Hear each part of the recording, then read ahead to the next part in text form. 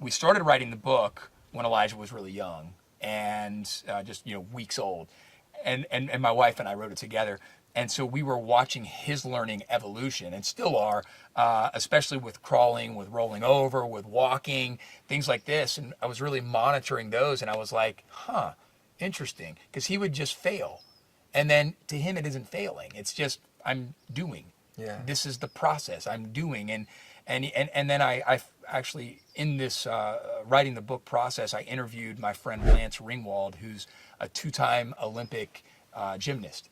And he said, every time they would make a mistake or fall or fail, that was one step closer to getting the trick. You know what I mean? And it's the same thing that Elijah, my son, was doing, was he would just do it, and then he would hopefully analyze what he did and then not choose to do X, Y, or Z because the outcome is DWX, whatever it is, and he would choose to do this, and then he would recalibrate and learn based upon his last right. attempt. Like a cause and effect, and then I did this, and this is what the result was. So let's try it slightly different way, right? Yeah. Right. Because the failure or the mistake is inevitable as a Right. human. As humans, we're going to do that. Yeah. That's everything.